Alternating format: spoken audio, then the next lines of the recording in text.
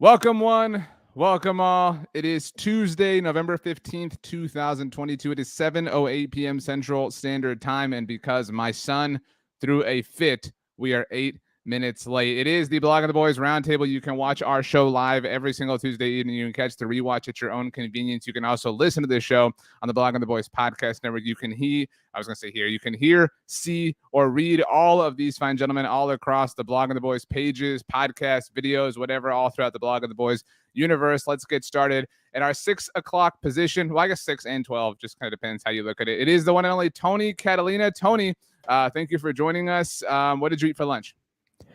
Man, actually made Brandon Clements joining us next in the top right corner.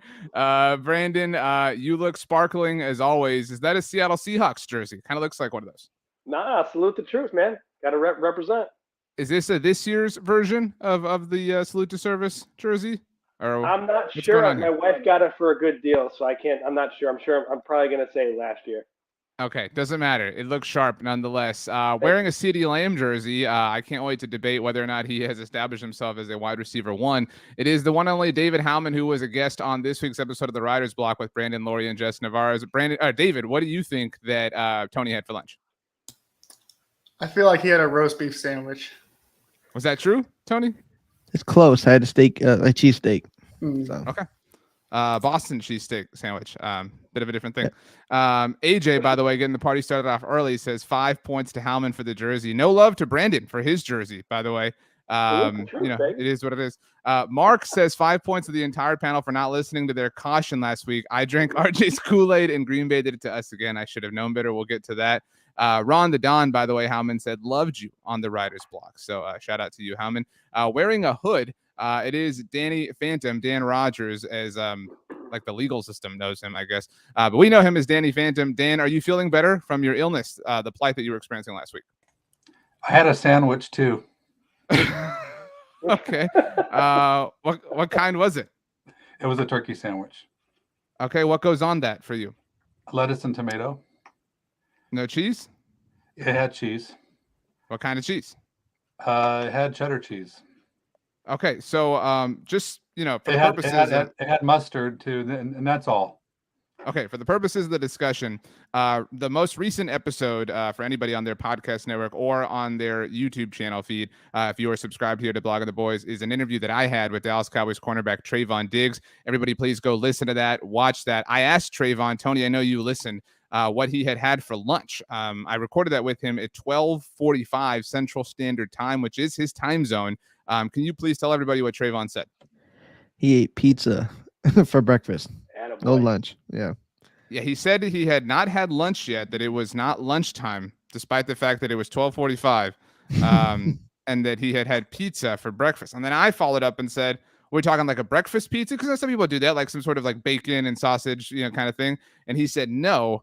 He said it was Domino's. And he said he threw it in his air fryer, which is kind of a pro move. AJ has given Trayvon 5 points for that. Let's see here. We have some points to hand out. Ethan has given 5 points to Whataburger, what I am representing with my t-shirt for the podcast audience. Ron the Don has given you, Brandon, 5 points for the troops. You are saluting the servicemen and women of our great country. Kevin says, I feel Brandon is pandering for points with the jersey. +5. It worked. Again, so Howman not pandering, even though Howman is wearing a jersey as well. Rachel Adams, who I think you know, Tony, has given 5 points to Brandon's wife for getting the deal on the jersey. Joseph, by the way, says great interview, great cause, digging the brothers. Trayvon Diggs was representing Saks underwear. It was a very interesting promotional item to read through. I will say that. Anyway, all right. So I have a bit of a twist on the points if everybody's ready, because I was late and it's my fault, not everybody else's. I haven't had a chance to consult with any of these people. So Dan, what do you think the twist is going to be? Oh, brother. Twist. You're going to let us steal points from people. No, that would be stupid. I'm not in the mood to do I went with stupid. Okay, well, all right, that's fine. Nobody's given you any points yet so far, Danny. You have come in with a hood, so like a bit of an attitude. I like that though. I want to see that. I want to see some fighting happening here. here's the deal, boys. All right. So generally speaking, you guys kind of land somewhere in the range of 50 points a game.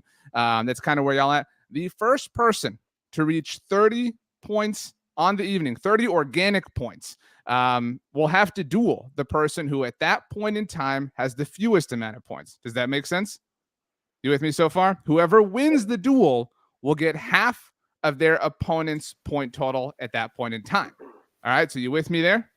All I right, think this is now, an awesome idea. Great idea. thank you RJ. very much, Howman. That is a 5-point head start for you. Now, the next person, or the person who reaches 40 organic points first, so you can't include the points have one in the duel if 30-point winner gets that far, will have to duel the same thing. Duel the person who has the fewest amount of points to that point. That's a weird word to use here. I recognize it's a bit of a flustering minute for me having come in here after putting the baby to sleep. So, forgiveness to me. Anyway, there will be 2 duels tonight. The people who will decide the duels are the 2 people not involved. Now, if you two, whoever you are, cannot reach a consensus decision, all of your points will be split between the 2 people who just dueled. Does everybody understand the rules? It got too complicated. You know what, Danny? I think you're going to be somebody who's deciding, I'm going for last place so I can duel someone. That's an interesting twist. I kind of like that. Baylor Kim, by the way, Danny, has said -5 for Dan for his awful Tony Pollard tweet. What was the tweet in question so we all know, Dan? I don't remember. Well, what are your thoughts on Tony Pollard? Let's start right there. I think he's fantastic. And okay, so basically it was like, his yards per carry dropped to a mediocre 5.2 in this last game. And this is the first, he had 22 carries. So I basically proposed the question, is it possible with more carries that Pollard, loses a little juice? And granted, it was silly to do that on a 5.2 yards per carry game. So I was trying to ask something, but then I just didn't articulate it in the right way. So I got some good responses. Okay. Well, you know what? At least we got that out of the way. Tony, let's start. And by the way, the dual subjects have already been set. So I'm very excited for those dual subjects. Again, first person to reach 30 points will get there when we do. My dog is making himself cozy, by the way, in the background. That's that noise. Tony, let's start with you. The Dallas Cowboys on Tuesday afternoon brought in a new wide receiver. Joseph, by the way, has given you, Tony, 5 points for having a good Wi-Fi connection, which was not the case on Monday's episode of 1st and 10. So the Cowboys have a new tight end, goodness gracious, they have a new wide receiver. They technically made 2 moves. The Cowboys put Alec Lindstrom, who you know well, Tony, on injured reserve, and went ahead and released Mike Tafua. They have brought in Brock Hoffman and Antonio Callaway to their practice squad. No offense to Brock, but nobody really cares. Everybody's all on the Odell Beckham Jr. train except for Danny Phantom. So do you believe that the signing of Antonio Callaway means that the Cowboys have moved on and are out of the Odell Beckham Jr. sweepstakes? I do not. I think it's totally separate. I think this is a little bit of roster churning, and I'm actually really intrigued by it. I think Antonio Callaway kind of puts guys like Jalen Tolbert and those back-end receivers kind of on notice a little bit. Antonio Callaway is a athletic guy that can make plays. I mean, he did have one quality season where he had over 500 receiving yards. He had 5 touchdowns, and I believe it was in the range of 40 receptions. And that was in 2018. Now, whether it be off-field issues or injuries, Antonio Callaway really hasn't been productive and really hasn't been in the league at all since 2020. So I do think that Antonio Callaway brings something to this team if he can keep his head on straight. If there is value in bringing in this guy from a practice squad standpoint.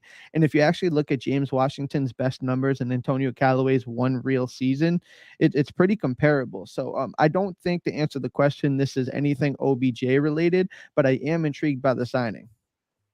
So I think we all agree. Can I get some head nods? This has nothing to do with Odell Beckham Jr. My dog, seriously, trying to make himself very comfortable. I understand it's very noisy. It's been a hectic 10 minutes, if that isn't obvious, in my house. I'm very anxious to get started here. So we all agree, right? This has nothing to do with this. We don't need to read into this as like the Cowboys are out on Odell Beckham Jr. Howman, should we read into this as the Cowboys maybe being a little bit concerned about Jalen Tolbert? Kevin offers plus 5 points to Tony because Tolbert needs to be on notice. Jalen Tolbert lined up offsides on offense as a wide receiver in overtime in a critical game. One of the most unforgivable things that anybody can do in an NFL game. I'm not sure if it's necessarily putting him on notice, Wow. especially because the Cowboys, I mean, they worked out Antonio Callaway before the Packers game, so he was already on their radar. This is just when they actually made the move. So I don't think that it necessarily has anything to do with Tolbert and his penalty in the Packers game. But it is, they're going to obviously bring him in and they're going to see what Callaway can do. As Tony mentioned, he has shown some promise in the brief opportunities he's had in the past. And with Tolbert, I mean, he's still not quite there yet. And he had a big mistake in the Packers game. So it could be towards that, he's getting put on notice, but I don't think that that's the motivation for the signing. So first of all, AJ has said that Tolbert was offsides while you were speaking, Howman. So tough scene right there. Danny, Kevin says we should be asking, have the Cowboys given up on Washington coming back this year? The original reported time frame for James Washington returning was the month of October. It is November 15th. So that is clearly not happening. Again, I don't think any of us want to read super into the Antonio Callaway thing, but do you think it's fair to at least ask the question that maybe the Cowboys are considering that he won't play for them this season? Yeah, I think it's fair. I mean, I can't find anything on him. I mean, I'm trying to figure out when's he coming back, what's going on. I'm still a little bit hopeful because Washington is a downfield threat, and I think that's what Callaway brings too. I went back and looked, and I remember writing about him when he's coming out, and I went back and looked, and he was 101 on my draft board. He was like 6 spots ahead of Cedric Wilson, and so I mean, he's the type of player that that you could get a deep ball too, and but I do think that's probably a whole lot of nothing. I agree with. I mean, Tony and Howman. I mean, they said everything correctly. And in both of their responses, and I'm not reading anything to Tolbert being in the doghouse. This is just a guy that's got speed, and they'll take a look at it. But I don't think there's anything that we should expect from this. All right, first fastball down the plate goes to Brandon Clements. We were dancing around the Jalen Tolbert question. This was a controversial subject on the postgame show that I did here on the YouTube channel. Everybody's going to get a turn here, but Brandon, you do get the first swing. Did you buy Jalen Tolbert's explanation for lining up offsides? We've made some jokes about it, but Jalen Tolbert came out and said he checked with the official. The official even told him to scoot up. Dak Prescott corroborated this story, but Brandon, to some, this seemed indicative of the same sort of culture that was blaming officials. Granted, Jalen Tolbert wasn't on last year's team, but after the team lost in the wildcard round to the 49ers. Yeah, to me, I'm not buying it, to be honest with you. I think it's, at the end of the day, you need to look and see where the ball is. That's the most important thing. I wouldn't be asking the ref. That's not the ref's job to be doing that kind of stuff. So I wouldn't be asking the ref. You should be looking where the ball is and making sure you're lined up correctly. So this adds up to all these different things that Jalen Tolbert, he's been a disappointment this year as a 3rd round pick. It's not a good look for him, and it was a very costly penalty. So I mean, obviously there's been a few mental mistakes not only from him, but in this Packers game there was a lot of mistakes that ended up being the downfall of the Cowboys this week. And really quick with the Antonio Callaway, I mean the kid's he's a talented player. He just hasn't gotten enough run in the NFL. He was a talented player at the University of Florida, and he just, of course, unfortunately had some issues, some red flags. But I'm curious to see what that does for the Cowboys. Again, it's not going to affect OBJ in any way, shape, or form. So, but Tolbert is already squarely in the doghouse for not only a lot of fans, but I feel like some of the coaches are not too happy with him, honestly. So, I mean, I wouldn't be surprised if he doesn't get his act together. He's gone in a year or two. Tony, do you agree or do you disagree that there are two sort of, for lack of a better word, crimes here? Lining up offsides, glaringly offsides, and then not fessing up. I mean, those are, he was clearly offsides. Like that crime, I think we all acknowledge was committed. But not fessing up, lying, whatever, coming up with an excuse, like that is a whole different thing. That's sort of doubling down on the mistake, if you will. Yeah, I think the lie part is the crazy part, because you said it. It's an absolute lie. I mean, the fundamental wide receiver thing to do is to check it with the line judge every single snap. It's been done since Pee Wee football. He didn't do it until about a second and a half before the ball was snapped. So he looked to this line judge and then realized he had to back up. And I honestly thought in the moment they were going to flag him for a false start because he was shuffling at the line, like when the ball was snapped. So for him to come over the sideline, it felt like a kid who got in trouble with his parents. It was like, I did what he asked, I did what they told me to do. And it's like, in the moment he made a mistake. And honestly, I really wish they would have called it a false start, because we would have never seen the subsequent run that he put away. So give it a false start. The play never happened, but yeah, no, it's tough. He lied and he made a mistake, and it was really football 101. Danny, I am putting you in charge for the next 5 minutes while I go check on my crying son. The floor is yours. Okay. So, one thing I noticed about that play too is actually they said offsides, but they were doing the illegal motion. So, I mean, I think we all saw it, that he was looking toward the ref, and then he moved back at the last second. And I don't think that Tolbert's deliberately lying. I think that he lined up poorly, and you could see his face was looking at the official. So he was trying to get it square, but I don't think it was to me, I don't think he's just making stuff. I just think he wasn't where he's supposed to be. And, I just think that's just, a rookie mistake. Howman, do you agree with what I just said, or? Yeah, I think I generally agree. For me, the bigger question though is, why is he on the field at that point in overtime in such a critical moment? The coaches have pretty much straight up said he's not ready. That's why he's not playing very much. And even in this game, he played, I think, 8 snaps. Most of them he was run blocking, and he was doing that on this play. But if you have a player that you don't think is ready to get a full workload, why do you have him on the field in overtime in a critical game when you need to go down and score a touchdown to win the game? So I think, obviously it's a learning moment for Tolbert, and it's something for him to grow from. As a rookie, you're going to have moments like that in a variety of ways. But, I mean, Kellen Moore has been the offensive coordinator for a while now. Mike McCarthy's been a head coach for a long time, not just in Dallas. They should know better than to put someone like that out there when they've admitted that he's not ready. Yeah, I don't know. I heard McCarthy kind of, answer that question too. I mean, I'll be the first to take an opportunity to criticize McCarthy. I don't know. I think, to me, what were they going to ask him to do? I honestly, looking back, I can't see the sequence of plays as far as how they were rotating people in. So I don't know exactly why they decided to put him in. But I'm not mad at a coach for playing a rookie, because that they're supposed to play, and you expect them to line up and do what he's supposed to do. So to me, I'm not critical of the coaching staff in there. I just think that was just one of those things that it just had a bad result. But one thing that I did want to ask you guys about, and I didn't know if RJ is going to mention, but just the penalties in itself, and the fact that the Cowboys are constantly, upset about them.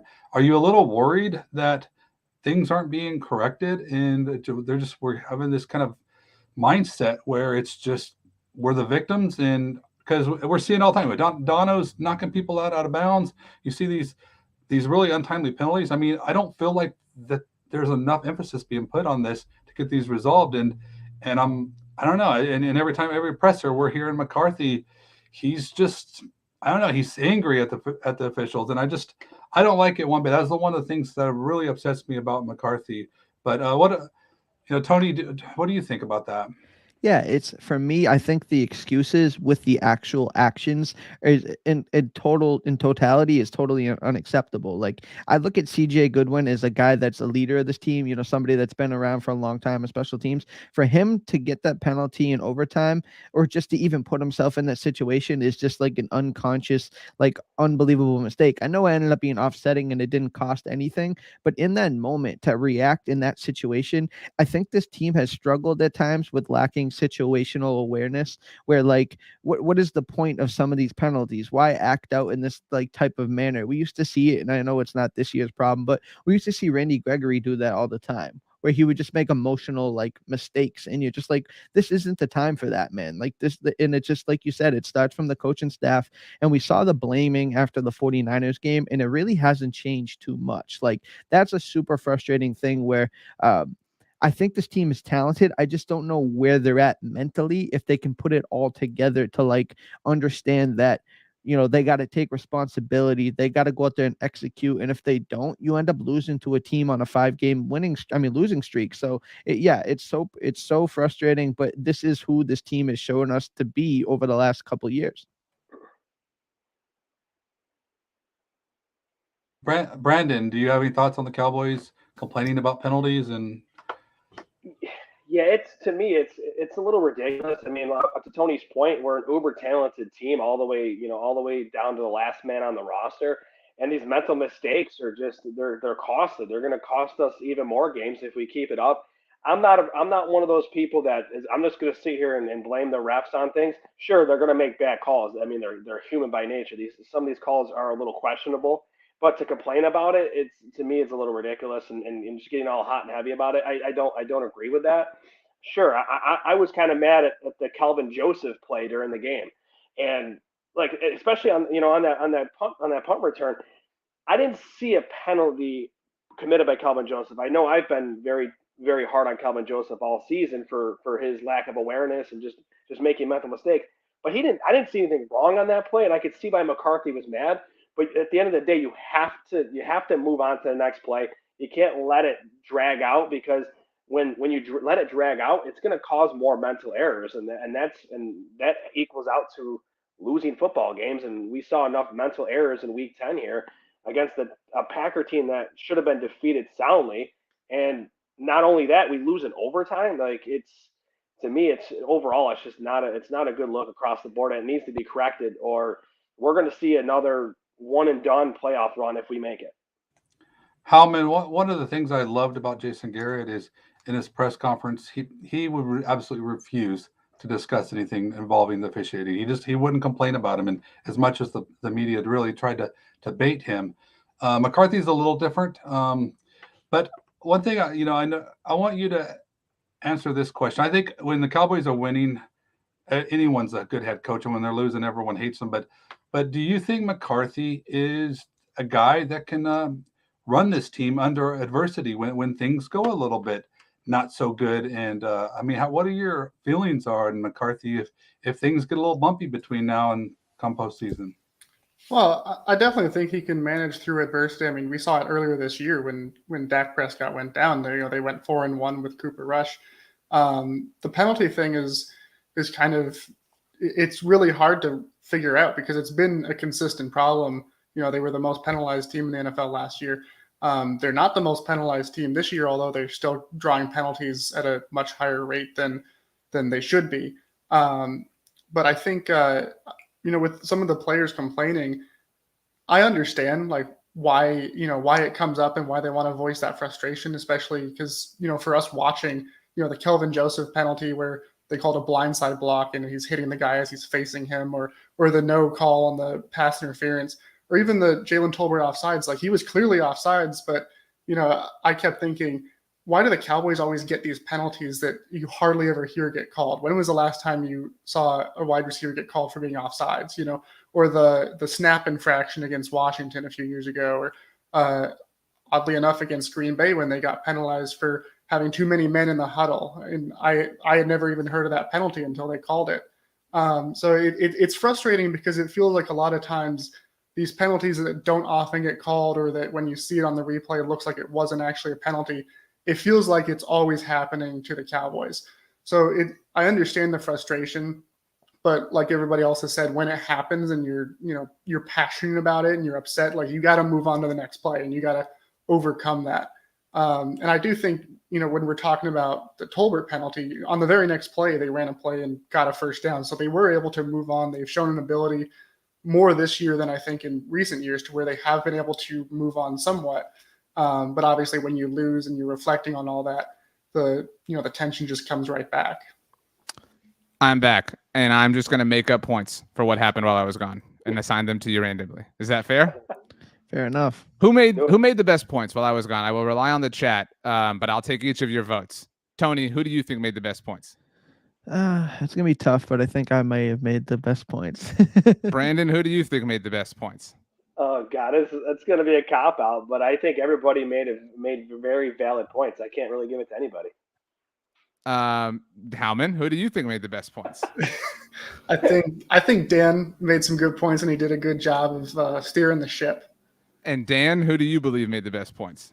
Well, I didn't make any points because I was just directing questions to people. But since Howman said such nice things about me, I'm going to go with Tony. So Kevin said Dan and Tony, just so we're all clear. Mark said +5 to Howman, overcome, not pout. I don't know exactly what that's in relation to, but it sounds interesting.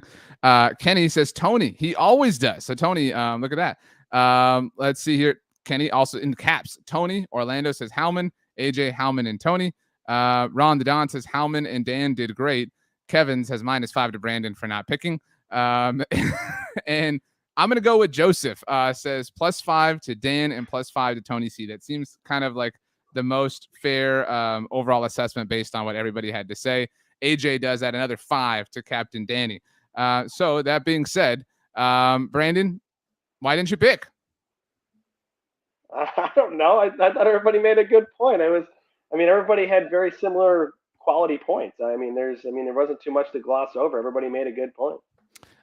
So as I buy time to kind of stabilize the waters here, let's go around the bend. Tony, did Monday night expose the Eagles for the frauds that they are? If you guys didn't already touch the subject. We did not touch the subject. Thank you very much. All right, 5 points for confirming that. Continue. But I think this is kind of what we saw coming for the Eagles. I think there was a few games where they escaped by the skin of their teeth, and I think this team is flawed. I mean, obviously they are 8-1, and your record says you are what you are, right? But at the same time, this game, it was coming along. It was coming for a while now. They weren't going to go undefeated. I don't know if anybody truly believed that. And you could say you're chalking up a little bit to being a division game, and those games are played, typically close, but there's definitely some things that the Eagles shown and other teams have seen now that can be exposed. I mean, when things aren't going perfectly well, then they don't have that second quarter of football where they have like an offensive onslaught. They can be had. And, Heineke's that type of quarterback that he just was scrappy and he was out there fighting and making plays. And ultimately, this Eagles team is beatable. They always have been beatable. And now we finally get to see it. Brandon, did you feel like Philadelphia got what they had coming for a while? 100%. And actually, Tony, you stole my thunder with the Heineke comments, because I've always thought he was a scrappy player, and as a Cowboys fan, I'm very happy when Wentz plays the Cowboys. I'll just say that. So when Heineke's playing for the Commanders, I think they're just a better football team. I think Gibson and Robinson are a decent duo. And the Philadelphia Eagles, I'll call it as I see it. They're frauds. I don't see them making a deep run in the playoffs. I don't care about their record. They've been very beatable all season. I think I feel like they've kind of lucked into it a little bit. That's just my take. And I think when Dallas and Philly plays, at the end of the year, it's going to be a different story with Dak Prescott under center. So I think Philly to me is just frauds. And honestly, if I had to pick a team aside from the Cowboys, I think the Giants are a team that I feel like can do some damage, especially considering the coaching and the players they have on the team. I think what was lost in last night's Cowboys, Eagles fans just hating one another is the Giants control their own destiny 100% against the Eagles, given that they still played them twice so far this season. Howman, you have hated the Eagles all season long. You never, ever, ever bought in. There was a study released last week by NFL Operations that showed that the Eagles, the Commanders, and Giants actually are among the luckier teams in the NFL. Luck defined by fumble recoveries and dropped passes, dropped interceptions, things like that. It was a really interesting thing. And of course, the moment I tweeted about Howman, all these Eagles fans, Cowboys fans, just make anything up. This is objective fact. So in that sense, Howman, do you feel like the Eagles got objective fact checked on Monday night? Yeah, it was real satisfying, real vindicating to watch. Obviously, it's always fun when the Eagles lose, but especially when their first loss of the season comes against a team with a losing record coming into the game, a backup quarterback.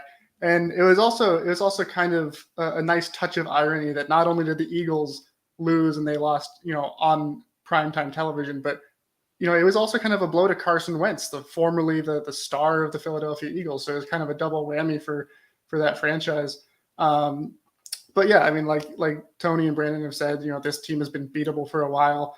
And coming into the game, they had some astronomical turnover differential that, having that high of a number so early in the season was just crazy. And it kind of highlights just how lucky they've been. And they were not that lucky in this game. And they didn't have that kind of turnover differential that we've seen them have for much of the year so far. And, that kind of their luck ran out and they lost a game to a team they should have beat real easily.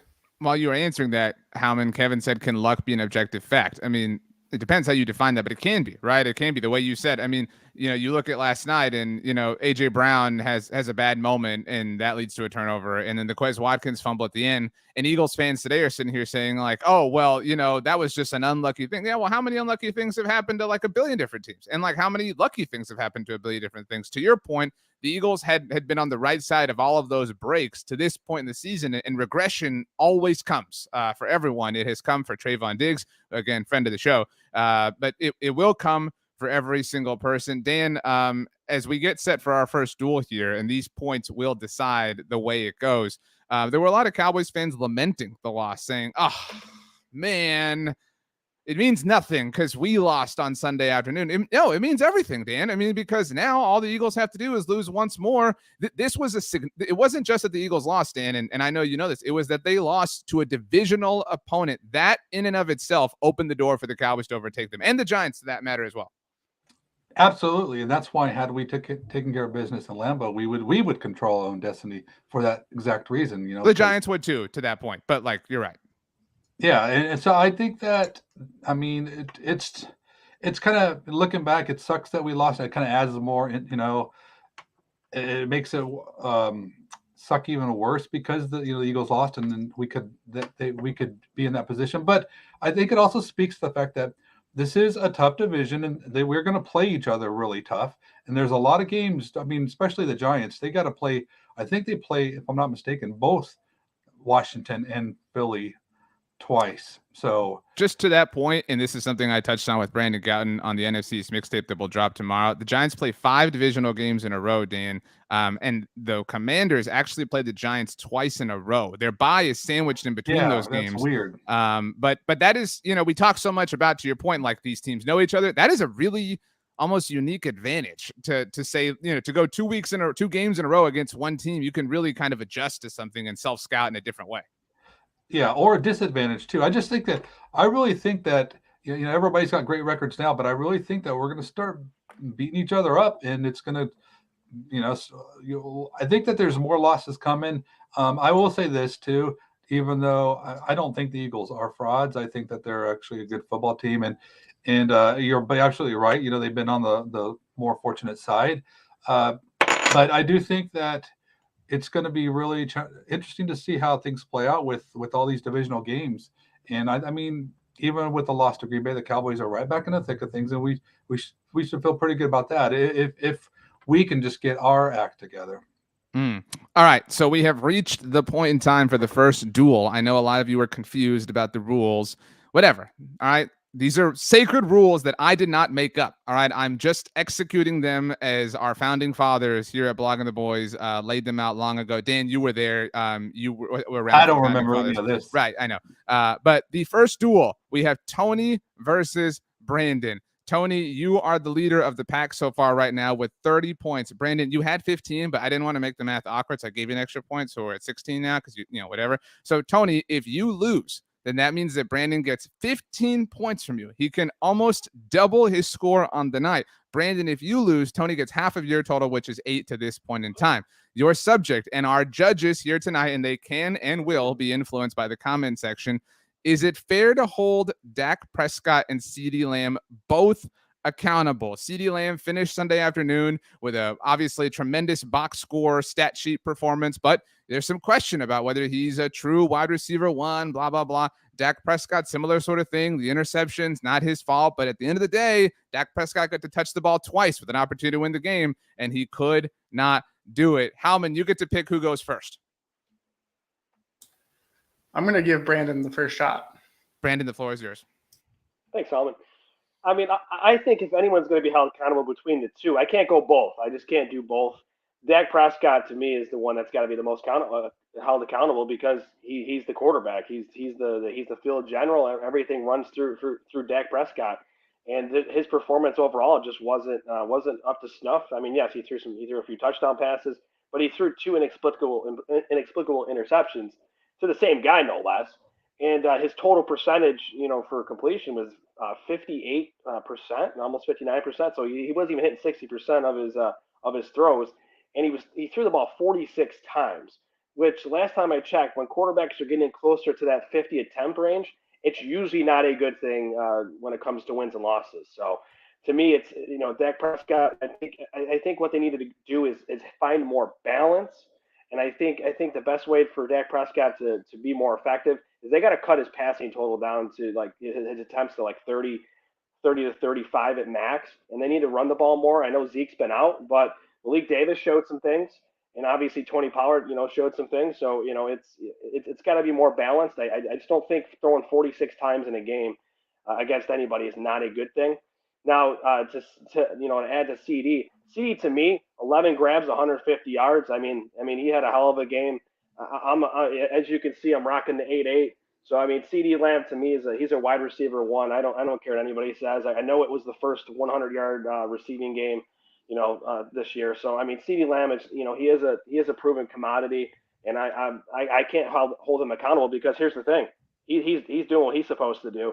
And Dak just needs to keep delivering the nice passes to him. So I mean, at the end of the day, it's Dak, not CeeDee. Now it's definitely not both. So your official position, just to make sure we're all clear here, is Dak should be held accountable. CeeDee played well enough to kind of avoid that. Again, I don't want to speak for you. Yeah. This is your duel. Okay, Tony, It's up to you. Yeah, I think it is fair to hold both of them accountable, to be honest with you. I think the numbers on both sides are a little misleading. I think obviously CeeDee Lamb had his best statistical output for a football game, and you'd love to see him hit the century mark. Like I said, that's something this offense is lacking, but he's not without blame. And I think, many people, wide receivers, many analysts across the league have come to the defense of Dak Prescott and those specific interceptions, said there were some things that CeeDee Lamb didn't do right, or Dalton Schultz didn't help their quarterback in those situations. Like, there's so much timing and anticipation for a quarterback to throw these footballs. You know what I mean? They're not going to just throw it to the man. They're throwing it to a spot. They're throwing it at a time. There's rhythm involved in these throws. So Dak Prescott is not without blame, right? He has to understand in those situations where if you're going for 7 or 6 and you're missing out on 3 for turnovers, yeah, that's a tough situation. That's a big swing, and they capitalized and scored 14 points on both of those situations. So you don't want to see that. But there are some things that we've seen CeeDee Lamb over his career early on. The reason why there is a wide receiver one debate is the simple fact that CeeDee Lamb hasn't taken his route tree or his route running ability to the next level. There's been challenges in his route running ability, his separation. As a whole, this unit has had an issue. So if you could see, and we all watched the game, and you could see the team, and when they cut to the sideline, you see CeeDee Lamb arguing with Dalton Schultz, telling Dalton Schultz, we got to figure this out. Then Dak coming over and having that conversation with both of them, and not putting the blame on them. It's like, hey, there's an issue here. There's no reason why both of you guys should be within the 3-4 yards of each other consistently all football games. So I think it's disingenuous and not accurate to say that they both don't hold some accountability. Again, the numbers are going to be skewed. They played 5 quarters of football. So if Dak Prescott's throwing the ball 46 times in 5 quarters, it's not the same as him doing it in 4. And CeeDee Lamb hitting 150 whatever yards in a 5-quarter situation. It's a little different. Again, I'm to round it all about and not repeat myself. I think they both hold some accountability for what happened on Sunday night. Danny, you're first. And again, you and Howman have to reach a consensus. You and Howman actually both have 20 points. So if you are unable to reach a consensus, both Tony and Brandon will each receive 20 points. So it's up to you. Danny.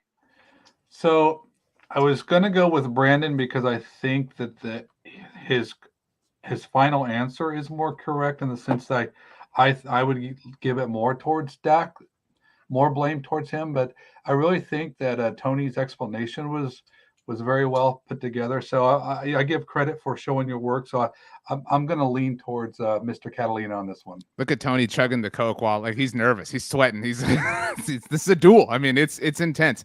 Okay, so that's 1 vote for Tony. Howman, again, you can sway Danny. I mean, you don't have to just think if I don't vote for Tony, I'm losing all my points. You guys can debate this. There's a chance for that as well. We're not going to agree, RJ. So, Howman, who wins this duel? Well, it's funny because I don't agree with what Danny said, but I agree with his ultimate outcome. I'm casting my vote for Tony, but I am of the opinion that both of them have to be held accountable. I would lean more towards CeeDee Lamb. So, you're a receiver. You got to help out your quarterback. You got to run the right route. Tony kind of hit on that similar situation with Dalton Schultz on that first interception. So, ultimately, we come to the same point of casting the vote for Tony. I'm sorry, Brandon. Brandon, do you regret wearing that jersey? Maybe that emotionally swayed you tonight. Maybe you were unable to be impartial and objective. Not at all. I'm just going to add a little bit to that conversation with Dalton Schultz and CeeDee Lamb and Dak. Honestly, it looked like Dak was a little bit more upset with Dalton Schultz, to be fair. So I just wanted to add that piece in. I don't. At the end of the day, CeeDee's running. I think he's still running pretty good routes, and I've seen Dak miss some very easy makeable throws, especially across the middle that have led to interceptions that for a $40 million quarterback is inexcusable. So I stand pat. I think it's definitely more on Dak's side than CeeDee. Tony, Brandon, you both took some heat for a moment. So brief point for Howman and Danny. You guys, Kevin has assigned you each -5 point chip for not holding Michael Gallup accountable. I'm just kind of like getting to the point here with this comment. Do you feel like Michael Gallup is avoiding criticism, Howman? I mean, I think CeeDee Lamb, I think we all, I guess, except for Brandon, agree that CeeDee is worthy of some criticism, but Michael Gallup's kind of skating by without anybody talking about him and gets the I don't want to call it an excuse, but of coming back from the injury, what can you expect? No, you're on the field, man. You got to produce too. I mean, yeah, I think he does deserve some level of leniency because it's an ACL tear that he's coming back from, and yeah, he's playing, but at the same time, you can tell you've been able to tell he's not all the way recovered, even if he's able to play. So I think that factors into it. But at the same time, he's not performing as well, but he's also not the guy that this front office told us all offseason is going to be the guy, is going to be the focal point of the offense. So he hasn't been handed those expectations. CeeDee has. And so when he makes those mistakes, it just stings a little bit more. Danny. It's really tough to say because without looking at things closer, I didn't really see anything that Gallup was doing wrong. I thought for the plays he was involved with that he was fine. I do think that the reason that I think that it falls more on Prescott, obviously, is CeeDee was the blame for not crossing the face on the pick, and Schultz was the blame for not going out deeper on the pick in the end zone. But I think that if you look overall at the plays, there's just more times where Prescott was just a little frazzled and his feet wasn't set, and he's kind of rushing things, and he every time he holds onto the ball a little too long. Good things tend to not happen. And he didn't seem like he was comfortable for whatever reason. So to me, I just think that, he threw 3 touchdowns. Great. I mean, we know Dak's a great quarterback, and this is never about that. But I do think that in a game like that, you kind of want him to be a little bit better. And to me, I think that's why Prescott is a little bit more, should be held a little bit more accountable for this one. Well said. All right, Tony, congratulations on winning the first duel. You are in pole position here on this roundtable. It's been a while since you've been able to land this plane. Hopefully tonight's your night. That's all we'll say. So you have 38 points, Tony, by way of stealing or earning half of Brandon's. But what I meant is you have to get to 40 organically for the next duel to happen. So you're 10 points away from the next duel taking place. So that being said, let's start with Danny and Howman again here. And Howman, I'll go to you first. How panicked, and we'll ask the audiences too that's here with us live, how panicked will you be on Thanksgiving if the Cowboys lose on Sunday to the Minnesota Vikings and the Giants beat the Detroit Lions? I know you believe, for whatever reason, Howman, in the big fraud that is Dan Campbell. But still, in all likelihood, the Giants are going to beat them and get to 8-2. Should Dallas lose, the 6-4 Cowboys will be hosting the 8-2 Giants on Thanksgiving Day. So define this how you want, 1 to 10, letter grade, whatever. How panicked will you be if this is the hypothetical that we're living in? You can't come out and be like, I think the Lions are going to win. No, this is the hypothetical. Yeah, well, first of all, I do think the Lions are going to win, but I'm going to answer your question anyway. No, I really wouldn't be too panicked. The caveat there, of course, is how they lose that game, because obviously if they get absolutely blown out, if they have injuries pile up, then it's that's you're panicking for a different reason. But I mean, the Minnesota Vikings, they just beat the Buffalo Bills. So if the Cowboys are also lose to the Vikings, then it's kind of a situation. Well, we're in the same situation as the Bills. The Bills are a good team, and I think that the Vikings are probably a better matchup for the Cowboys than the Packers. For starters, they're playing in a dome stadium, which is a completely different setup than being in Lambeau Field. But I think that if you lose to the Vikings with what we've seen for that team so far, it's not necessarily a bad loss. And then the very next game, you get to play the Giants. You have another opportunity to get another divisional win. So all you got to do is, Mike McCarthy always says, you win those division games, you're going to be in good shape. So I really wouldn't be too panicked if that's the case. There's plenty of season left, plenty of division games left. Danny. Yeah, well, for starters, I don't know why, but I'm just not worried about the Giants at all. I feel like I agree with you, but I feel so bad about this. Like I feel horrible. Like I mean, it feels so disrespectful to just like not consider them. Like it's not that we're not afraid of them. I don't think that any of us even find them to be relevant, which is again just kind of disrespectful. It is, and that's why I try not to say anything bad about them. But I say it, drag them. I don't know. I'm just not going to say anything good. I just think that.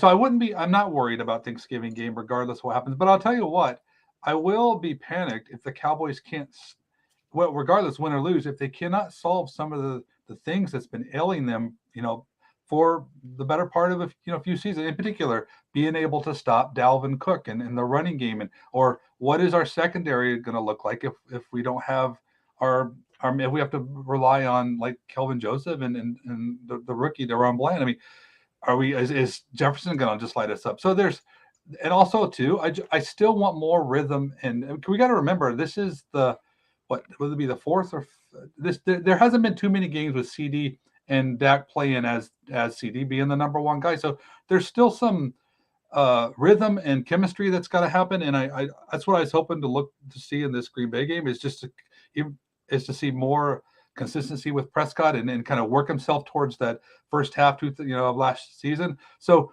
if I see those kind of things, that's where the panic will set in, because to me it's going to be like, here we go again. Here we go. This is what's going to happen. Regardless of where we get through the season, we're not going to be able to contain the outside when the 49ers are running to the outside or something. I don't know. So that's where the panic will be. Certainly not with the New York Giants. I'm going to amend this question, and I'm going to ask just for some head nods first. Do we feel like this 3-game stretch, Green Bay, Minnesota, New York, is like we're progressively getting less scared as those games go along? Is that how the group kind of feels? Like being that you're a little bit less afraid of Minnesota than you were of Green Bay, a little bit less afraid of New York than you would be Minnesota? Everybody kind of agree with? Brandon, you disagree. I do think it's interesting. Just, again, this is one way to look at this. Updated DVOA rankings today. The Cowboys still rank 4th in terms of overall team DVOA. The Packers 14th, the Vikings 17th, and the Giants 19th. So that does kind of line up with like the feel. You're kind of progressively facing some worse opponents. Tony, you did listen to the Trayvon Diggs interview, so I did give you 5 points just for that alone. Everybody should go listen to that interview. And I thought it was so interesting, Tony, and I don't want to spoil it, but he specifically was like hyped about the Vikings. His exact words were, "That's the one. We're looking forward to Kirk Cousins, Justin Jefferson." He talked also in the interview about how he hates coming off of buys and how he feels like that kind of ruins the vibes. It does kind of feel like the Cowboys kind of snapped back in rhythm, and now they're locked and loaded for this Vikings team. Yeah, he said a couple of things there that really intrigued me with what did he say? He said something about the Packers loss being a good thing, right? It kind of woke him up. He said it didn't happen to us, it happened for us. Right. And I thought that was really insightful for him, a third-year player to have that kind of insight off a loss. I totally agree. He and based on his words, and I don't want to put words in his mouth, but based on the way he sounded, it sounded like either him or the people in that locker room feel that the Vikings are the measuring stick in this league. And, with them being 8-1, I think in that locker room, they might think that they're the best team in the league. And I think them, they want to kind of shake it off and win that football game and be talked about in that same breath. I think that they all feel that this game is that game. And, for him to come out and say something like that, it was kind of a breath of fresh air there. And understands, I don't think they took the Packers game lightly. And obviously there's a lot of emotion involved in it, but there is something to be said. Like he said, they come out of the bye week a little sluggish, but now they kind of got punched in the face a little bit, and they're looking to take it out on Minnesota. So based on those words, I was pretty pumped up about at least what I think that locker room feels about this week. Brandon, it does kind of, it was obvious that the Green Bay was a big game for Mike McCarthy. I made it very well known how it was a big game for me. all you losers were too afraid to say that. Whatever, that's fine. But to Tony's point, and I guess to Trayvon's point, it kind of feels like the Vikings game is the big game for them. They're like, who cares about this Packers team? Yeah, we lost, but like that, those are the battles and the scars and the wounds of past teams, right? Like we're not here to fight the fights of our forefathers and the people that came before us. We're here to fight this fight, and this fight is concerned with the Minnesota Vikings. Yeah, I mean, an 8-1 Minnesota Vikings, who arguably that Bills game they just had was one of the best games I've seen in a long time. I mean, I couldn't believe the back and forth. I mean, Justin Jefferson. I mean, I always call Micah Parsons a unicorn. I mean, Justin Jefferson's a unicorn. I mean, the kid just has so much talent. I still can't figure out on that 4th and long where he just made that grab where it looked like the defender was going to pick it off, and he just somehow one-handed and then came down with it. I mean, it was absolutely insane. I think, with this Viking game coming up, yes, they're 8-1, but they have a lot of weapons. I mean, Kirk Cousins can, he's throwing the ball pretty well, and Justin Jefferson is who he is. But don't forget, Adam Thielen can still play. KJ Osborne's a good player as well. I mean, they got a good trio of receivers. Can't forget about Dalvin Cook. I mean, obviously he's one of the better running backs in the game. And here's the issue. Here's the big elephant in the room. Just not only this game, but you have the Giants game and you have the Indianapolis Colts game coming up in the next 3 games. And last time I checked, the Cowboys defense has not really been very good against the run. And those next 3 games are featuring Dalvin Cook, Saquon Barkley, and Jonathan Taylor. Yeah, but the Colts are frauds. I'm not afraid of the Colts, Brandon. I'm sorry. It's still Jonathan Taylor. I really don't care. That they're like the Cowboys will have a week and a half. I mean, I'm very, very, very confident against the baby. I'm very confident. I'm very confident they're going to win the game, but I don't think Jonathan Taylor walks. I don't think he leaves that game without 100 yards. That's great. Daily fantasy prop picks, whatever you want to do. I mean, go all in on Jonathan Taylor. I do want to let's kind of spin optimistically as we get close to the final duel of the night. By the way, and we'll go same order. We'll start with you, Howman. This is a big game. In the sense of, we talked about how significant it was that Philadelphia lost to Washington specifically. There was a comment a moment ago from Roy Texas 26 that says these conference games could end up costing us. That's the negative side of the spectrum. We're all putting our happy hats on here.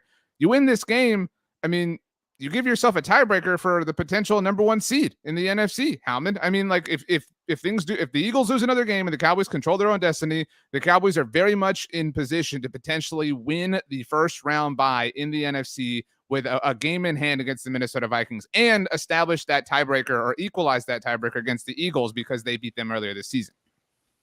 Yeah, obviously it's a huge opportunity. There's still, there's a lot of season left. Like I said earlier, there's a whole lot of different things that can happen for the Cowboys, to the Eagles, what have you. But I think also just the fact that the Vikings are, they have such a great record. They just beat the Buffalo Bills, who was pretty much everybody's consensus pick to at least reach the Super Bowl, if not win it outright before the season started.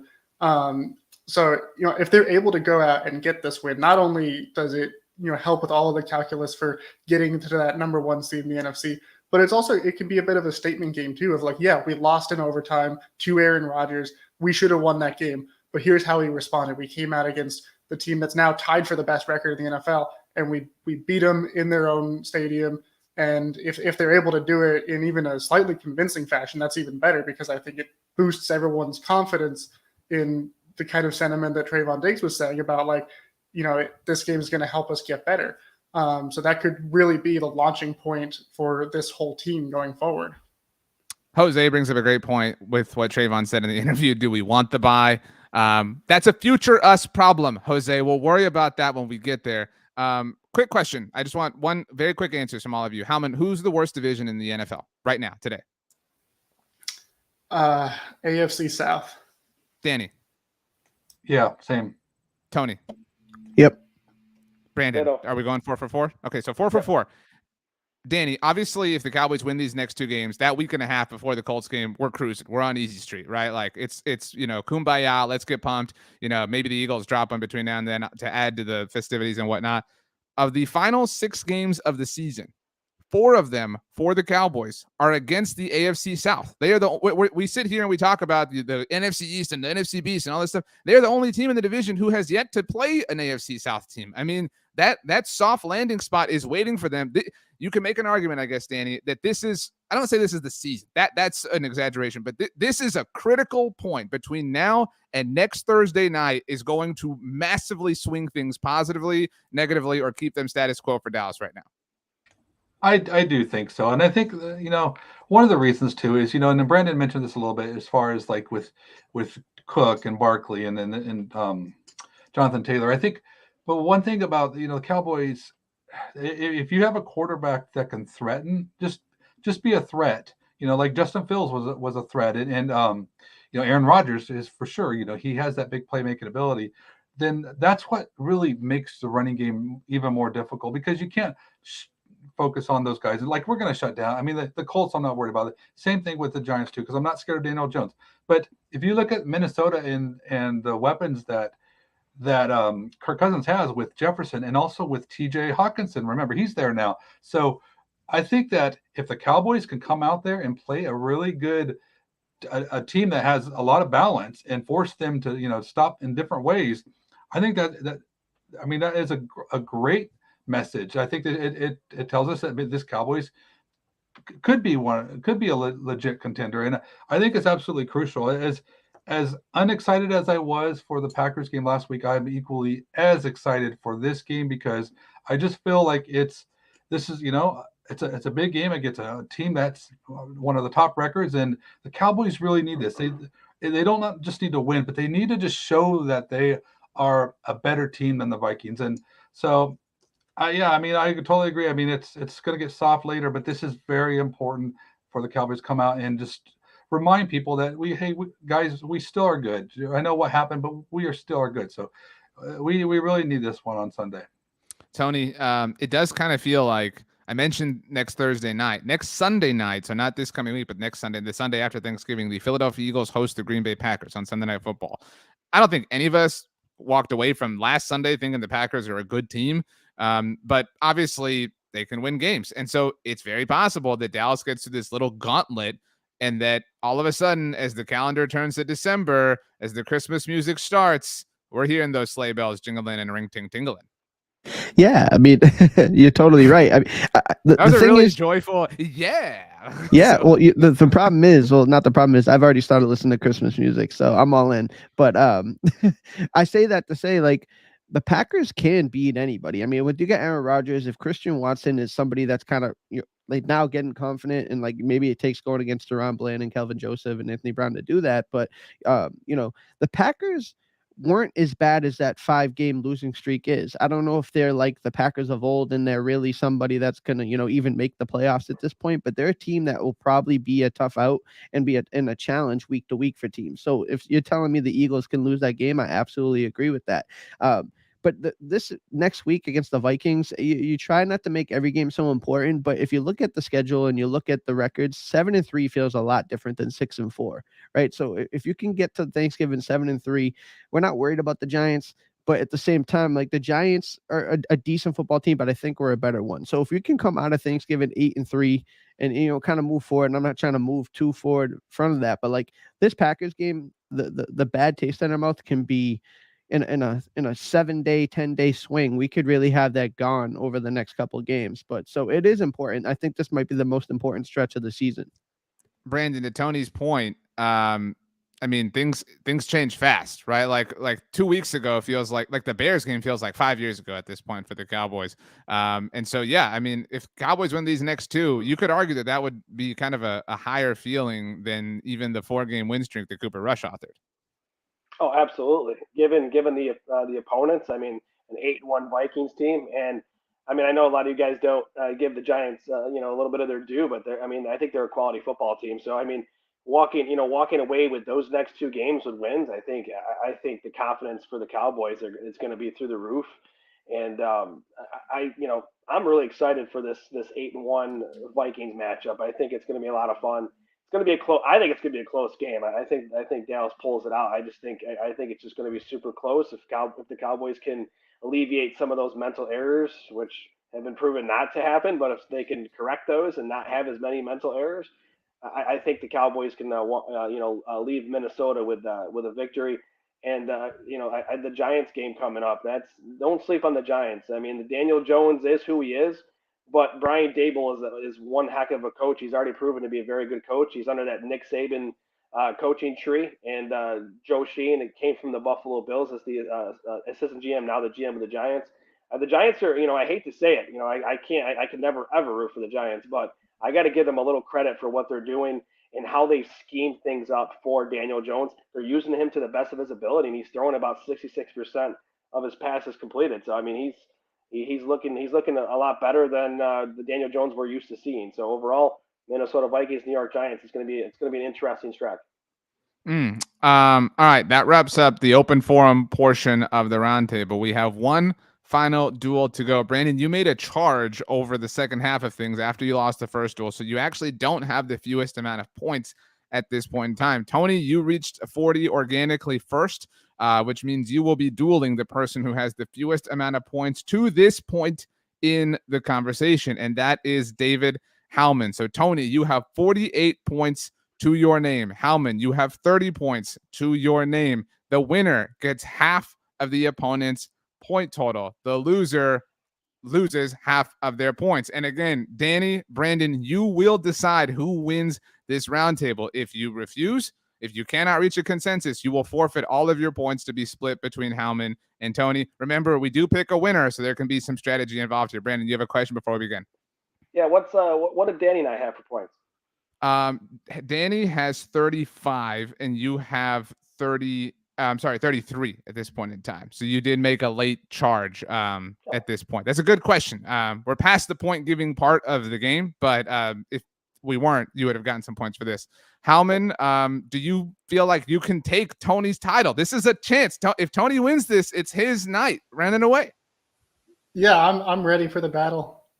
Tony, you are so close. I mean, the ball's in your hands. 1 4th quarter closeout drive. You're up by 10 points. Go score right here, and you can ice things out. Yeah, I'd probably have to hit Tony Pollard on the left side there to convert, but we'll see what happens. All right, so we have spun forward towards the Vikings game, but this game has to do with the Packers' loss. Danny, you will choose who handles this question first. Who deserves more blame for Green Bay? Kellen Moore or Dan Quinn? And Danny, Brandon, for your grading purposes, for the chat's grading purposes, they have to choose. This is not like the previous duel where we talked about both, Dak, CeeDee, whatever. They have to pick one. Who deserves more? 51-49, doesn't matter. It has to be more. They have to defend their case. Danny, pick who goes first and explain why you have chosen that person, please. So since Tony has an 18-point lead, I want to give Howman a chance to come back first. So I'm going to go with Howman first. Okay. All right. Well, who deserves more blame for this question? I never thought I would say this, but I have to go with Dan Quinn. And I've been a huge fan of Dan Quinn since the Cowboys hired him. I was even a fan of him before when he was coaching with the Falcons. And overall, he's done a great job with this defense. That's undeniable. But you come into this game against the Packers and you know what they're going to do. They like to run the ball. They're running the ball at a high rate. They actually have one of the slowest offenses in the NFL, regardless of whether they're losing, whether they're winning. They just take their time. They run the ball. And, you look at how many points they've been scoring in other games, you kind of see why that is. But this is a Cowboys defense that has struggled with the run. The last game that they played was against the Bears, another team that loves to run it. And they got run all over in that game. And interestingly enough, the offensive coordinator for Chicago runs the same scheme. He was a QB coach in Green Bay a year ago. And so it's a very similar scheme. Obviously, Aaron Rodgers is going to be doing what Justin Fields does. But you know what kind of runs you're getting. You know what you got to fix. You know what you got to shore up. And what we saw was they're still getting those big runs to the outside. The guys were not in the right position. Linebackers were slow to react. Even Micah Parsons, who's been phenomenal all year, he's playing off-ball linebacker, which he's not really used to at this point. And he looked slow in some points. It looked like he was a little unsure what he was doing. They're running a bunch of stunts up on the defensive line that they're taking advantage of, creating huge holes for the running backs to go through. And it just felt like Dan Quinn just was completely unprepared and outcoached in this game, which we're not used to seeing. So it was a little surprising. And I think, relative to the expectations we've come to have for both Dan Quinn and Kellen Moore, Quinn kind of fell below those expectations. So for me, I think he deserves a little bit more blame. All right, Tony. Once again, the question is, who deserves more blame for Green Bay, Kellen Moore or Dan Quinn? This is not a game where you have to pick the opposing side, but Dan did kind of screw you a little bit by letting Howman go first. If your answer is Dan Quinn, because it's going to be kind of hard to outdo that, but the challenge is yours. Tony Catalina. Yeah, I'm gonna accept the challenge because the right answer is Dan Quinn. I don't think it's an effort thing. I don't think it's an unprepared thing. I think it might just be an overcomplicated thing. You have a Damone Clark guy who didn't even play preseason football, didn't play training camp. The guy, he's wet behind the ears. He's young. He's somebody that's new. He's fresh, and you got him out there playing meaningful snaps, and they're still running the defensive scheme in a way that is, you would think it's veterans back there. You got Deron Bland, you got Kelvin Joseph, Anthony Brown isn't there, Jordan Lewis isn't there. They don't have the same guys that, you could roll out there early on that we were so, accustomed to seeing making plays and just being a steady hand. I think a lot of these times, and we saw it when Aaron Jones hit the big touchdown, Dave, Howman alluded to it. There were some stunts and there were some things there that just were miscommunications, whether it was Dante Fowler, didn't come on the, the TE and come with the twist there and left the open gaping thing. I think just he has to get back a little bit, bring the playbook back a little bit, allow him to let this defense play a little more freely, let him think less, go out there and play football. So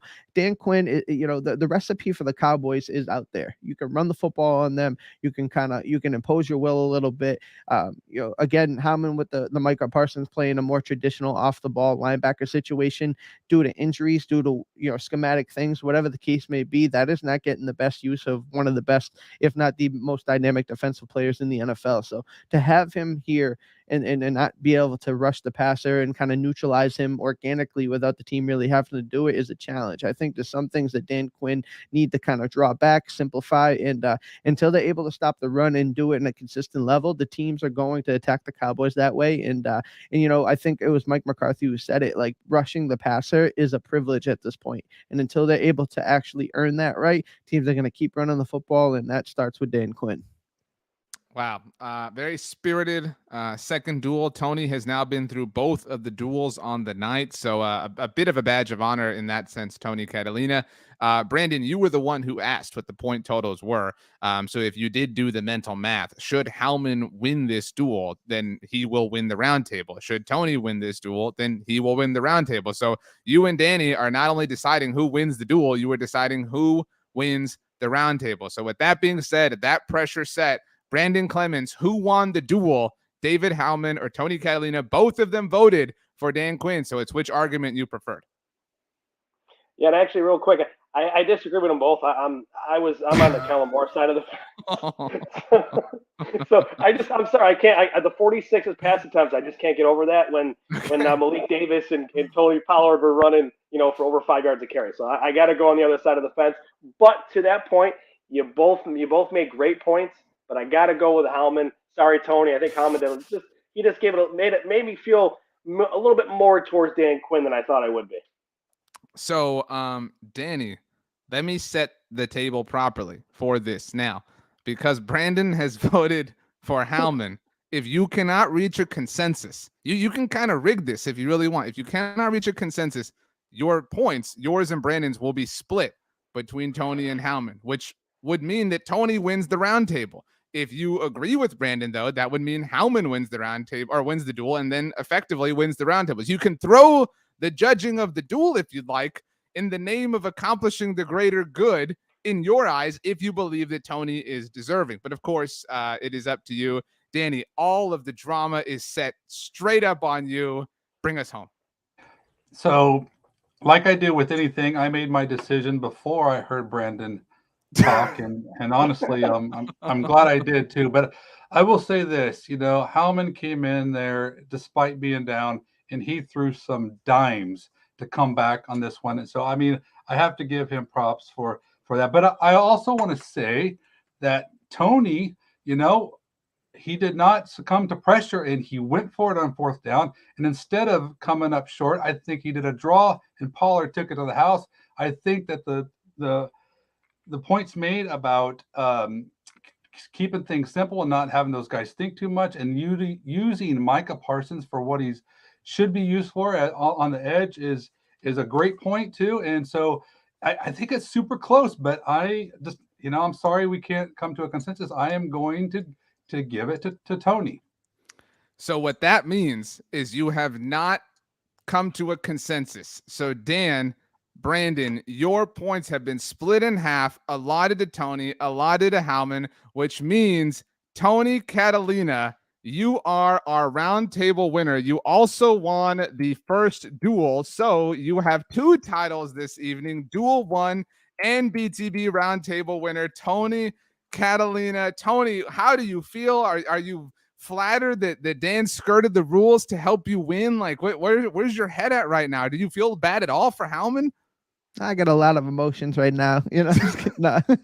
No, honestly, it was a really good roundtable, a lot of good points. And, I love doing these because I get smarter every time I'm here. So to be able to win a roundtable with a bunch of you guys, it feels good, honestly. To be fair, though, Tony, given that I had to miss part of it, this one has a bit of an asterisk, right? Like, it's not like a real roundtable. I mean, does it feel that way to you? Does it feel a bit inauthentic? Do you feel like you won the Super Bowl the season Tom Brady was injured kind of thing? I mean, a win's a win. Wow. Howman, how do you feel about this? It was a really dramatic finish. You had it seemingly. In fact, I think that Danny thinks you should have won, but rigged the whole, shebang. Yeah, it oddly kind of feels like the game last night where, there was that fumble where there's clearly a face mask and, his head's getting ripped off. And, so I kind of feel like the Eagles, and that's just a dirty feeling. So I don't like it. Brandon, you lost the first duel and you cast your vote for the person who lost in the grand scheme of things. Just not a great night of selections. And you were you started off on a left foot when you wouldn't pick somebody, which is what the crowd said, That's okay. I'm okay. Gotta have some more conviction. Danny, you put a hood on and you really kind of embodied that spirit. The podcast audience isn't seeing this, but you really kind of embodied this sort of like pot stirrer here on this episode. Yeah, I mean, honestly, I hate surrendering my points, but I don't think Brandon deserved them after that last answer. So, Brandon, this man hugged you with a grenade strapped to his body. I mean, like, he took you down. Yeah. Not Brandon. You actually finished the game with 0 points because of Danny Phantom. Oh, jeez Louise. That's all right. I guess I go in the record books for that, I guess. Tony, Kevin has said the winner has to make a sound tonight to end the show. Correct? Look, I'm a man of honor. I'm a man of integrity. And Tony has made a lot of terrible sounds, although he had a great chicken sound last week. That being said, Tony, as the roundtable winner, I mean, you're kind of like the Eagles right now with this like 8-0 record, because I've had to miss some of this. So whatever. We're comparing too many things to the Eagles. Howman, I'm glad that you lost because you started my train of thought down that line. So Tony, as the winner, you get to pick somebody that is not me to make a random sound. We've done animals, so if you can avoid that, please, like give us a non-animal sound that the person has to make. It's up to you. You can pick whoever you want. Make it good. All right, I want to hear a turkey gobble.